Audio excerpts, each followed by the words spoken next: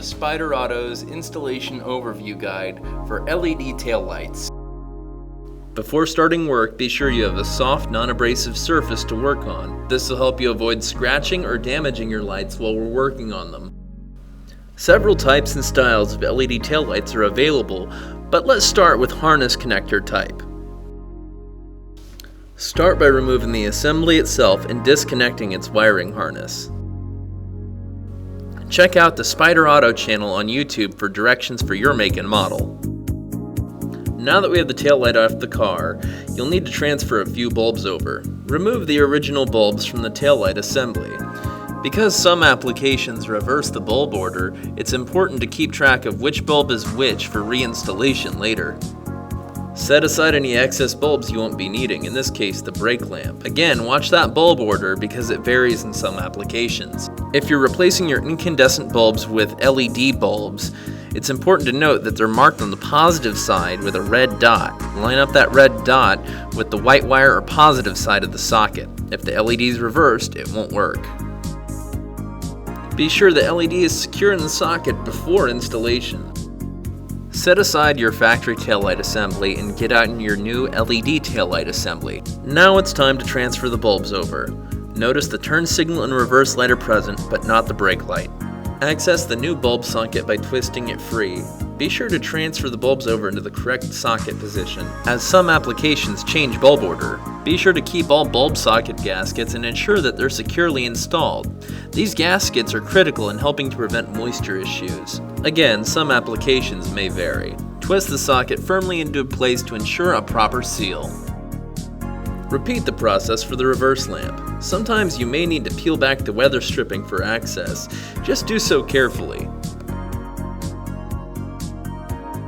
Transfer the reverse lamp bulb from the original socket to the new one.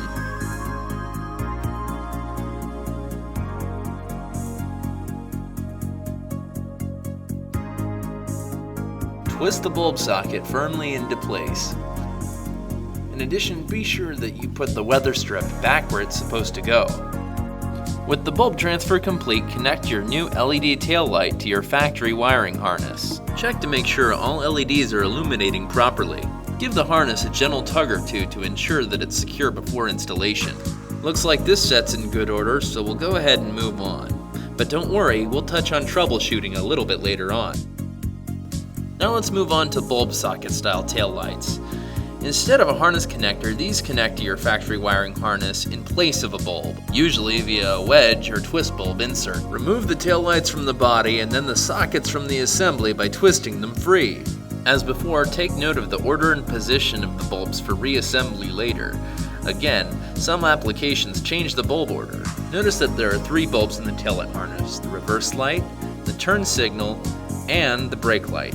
While your harness may differ slightly, the principle is the same. Be sure to retain all the bulb socket gaskets, as these help prevent condensation once installed.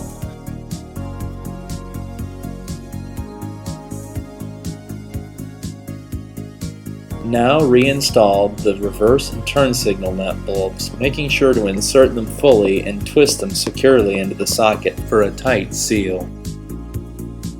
Now locate the brake lamp bulb in your wiring harness and remove it from its socket. With the brake lamp removed from its socket, it's time to insert the wedge connector in its place. But before we do, we need to stop and double check the wire colors before we insert the wedge connector. Take note of the wire colors leading into the wedge insert. Negative is black and positive is colored, red and green here. Match up positive and negative between insert and socket. If you have them reversed, you can blow a fuse, which can cause your taillights to not work. The easiest method is to line up the black wire side of the insert with the black wire side of the socket. Watch as we make the connection again, lining up the colors, black to black and colored to colored. Once you've connected the socket and the wedge insert, go ahead and give it a few gentle tugs, like so, to ensure that it's secure. With the wedge insert and socket securely connected, insert the socket fully into the tail lamp assembly. It's critical that you do this because if not, condensation will occur. Let me show you a few examples of what can happen if it's not fully inserted.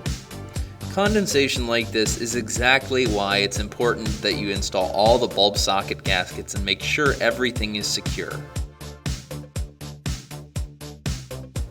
Secure your taillight by reinstalling your mounting nuts or screws. Now, one thing to mention here is that it's critical you do not over-tighten the mounting nuts or screws. Over-tightening can actually crack your taillight lenses.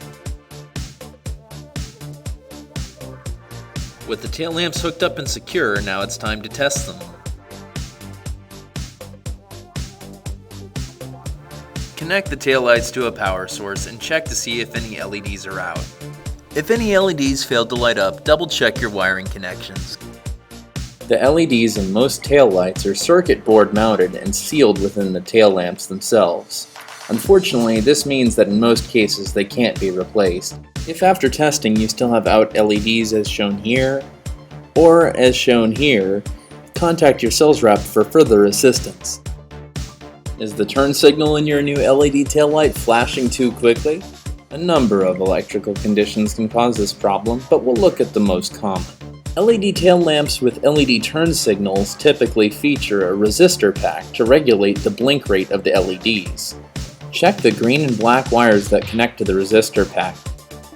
A faulty resistor pack can cause turn signal timing issues. Resistor packs, however, can sometimes be replaced, so be sure to ask your rep if this is the case for yours. Congratulations, you've successfully installed your Spyder LED tail lamps. For more how-to videos and other information, check out the Spyder Auto channel on YouTube. Check it out. I do it for the bright lights, I do it for the drugs, I do it for the culture, but never for the clubs. He's too underground, that's why he can't get a buzz. If he wasn't educated, we could sell him as a thug, but he's been around the world, he's been under the lights, he's underestimated and his time is never right. His diamonds don't shine, his pockets ain't deep, New York's where he's from, his city never sleeps, he's a product of